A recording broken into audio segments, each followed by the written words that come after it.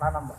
Enggak, kita ini Izin, Pak. sebenarnya selama musim hujan ini kan tidak bisa sepanjang waktu di tahun itu kita Iya. menanam. Jadi kami optimalkan sampai Maret lah, Nah, Maret. sampai Maret. Ada sejuta pohon yang tertanam gitu di seluruh. Ya, kami pun nanti APBD juga menyediakan. Oh. Karena ternyata sekarang ini banyak petani-petani kita, penggiat lingkungan yang mempunyai tempat untuk mengabun-bun. Istilah itu apa ngabun-bunnya namanya? Penyemaian. Kan bahasa Indonesia teh? Penyemaian. Penyemaian. Persemaian. Tadi pun kan Bang Li dari kelompok tani. Iya. Dari kelompok tani itu. Yang rencana disiapkan untuk garut ini berapa pohon Pak? Untuk Enggak, tahun ini ya dan tahun kita kan 1 juta.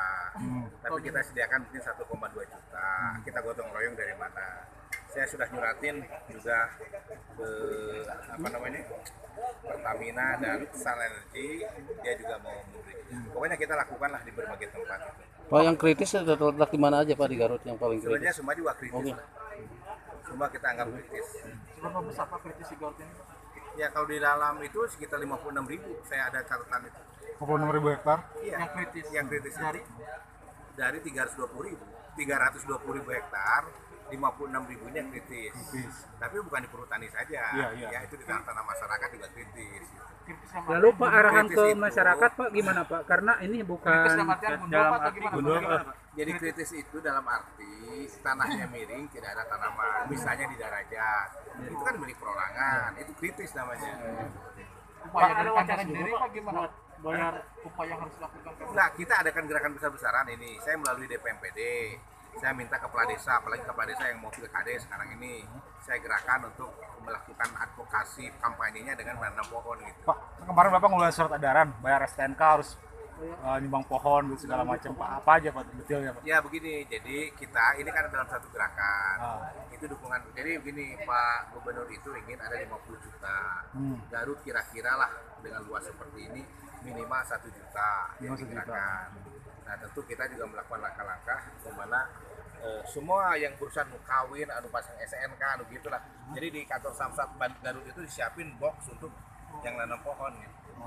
Jadi Pak, mereka kira-kira mau pohon Pak. pohon yang paling efektif yang bisa berimplikasi terhadap bisa memperdayakan atau mempertumbuhkan perekonomian masyarakat apa kira-kira Pak yang itu pada tepat Pak? petani ya, tadi kayak MPTS ya, Kang Amas nanti kan kayak bahasa juga betul, jengkol, naon lah gitulah pokoknya yang tidak isi tebang, yang penting akarnya bisa meretensi air, gitu. Iya. Hanya itu aja. Seperti daerah lain Kuningan kan Pak bisa sebagai penghasil durian terbesar di Jawa Barat gitu. Nah itu bisa dijadikan sebagai pilot project Pak untuk Di Garut Garut ini sebenarnya durian itu hanya cocok di beberapa tempat, tidak selamanya daerah itu. Kebetulan yang ditanam durian di Majalengka dan Kuningan itu sudah menghasilkan berkualitas bagus. Gitu. Di Garut sekarang ini hanya ada di mana kamu itu? Iya, mood. Ya di Kiamut, Di Kiamut Kiamut, juga ya, sedikit. Dan Kiamut itu kadang-kala saya juga protes ya.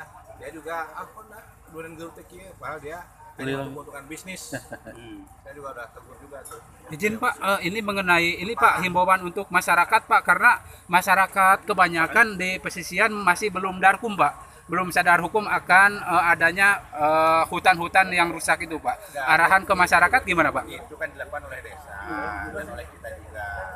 Tentu kan kita ada yang namanya kelompok tani yang ada hubungannya dengan hutan.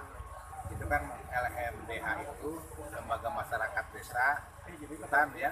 Ada apa? Kata siapa tidak? Yang itu oknum-oknum masyarakat aja. Yang lainnya sadar. Ada seperti itu. Ya. Oke, terima kasih Pak. Ini Bapak setiap wilayah kan? Setiap wilayah kan? Ini kan kabupaten